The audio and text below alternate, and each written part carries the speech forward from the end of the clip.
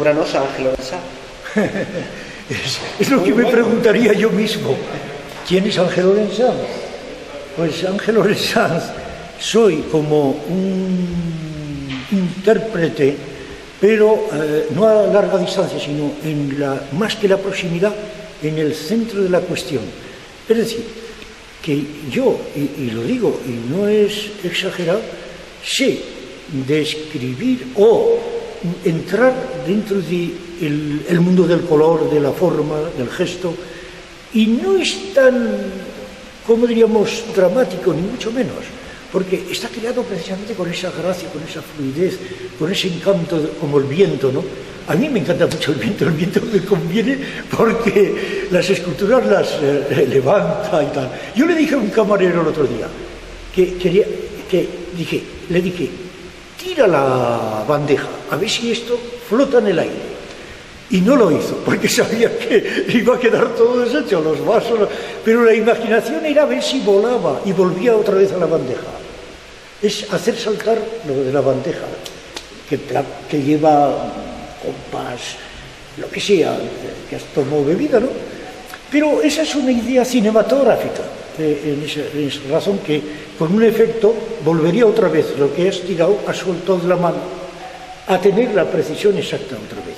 ¿Qué nos hablas de tu experiencia en Cannes, del Arcus? Bueno, pues yo voy a Cannes desde hace ya varios años y es porque hay un premio que lleva mi nombre.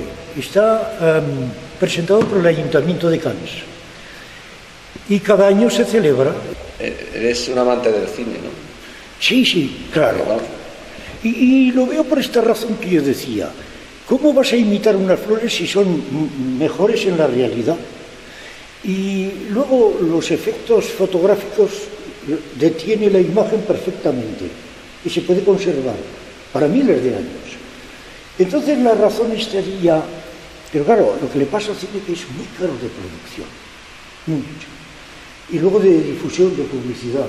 Pero si lo ven en todo el mundo, pues tienes el valor económico está asegurado.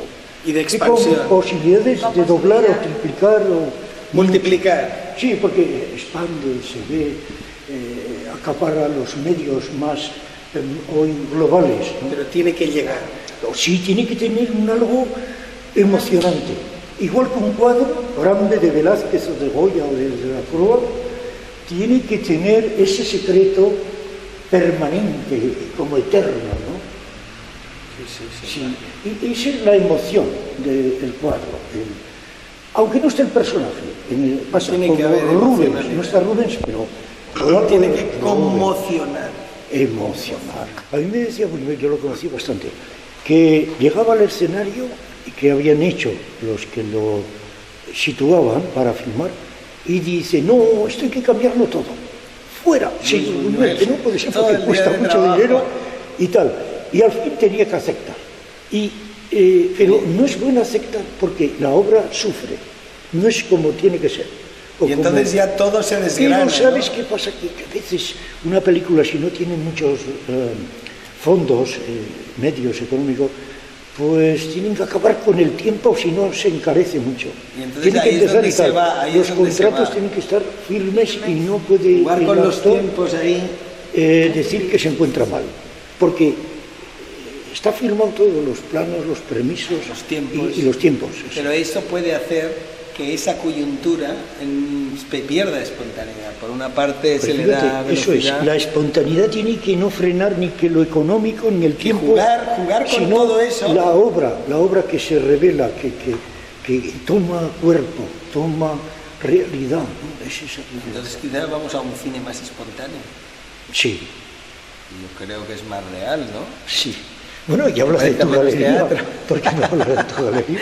Hombre, pues la verdad es que nuestro espacio invita no solamente a la creatividad, sino que invita al sentimiento, que es muy importante, que entre en el cerebro lo visual y el alma que ya posee el espacio del trabajo, solamente tan solo de reconstrucción, de estar un año aquí picando piedra e inventando con ingenio, con unos recursos limitados, pero con mucho, reconvertir esos recursos en ingenio, y en esa fuerza espiritual para poder aportar un espacio a la sociedad de autoayuda y de fusión, de comunicación entre personas.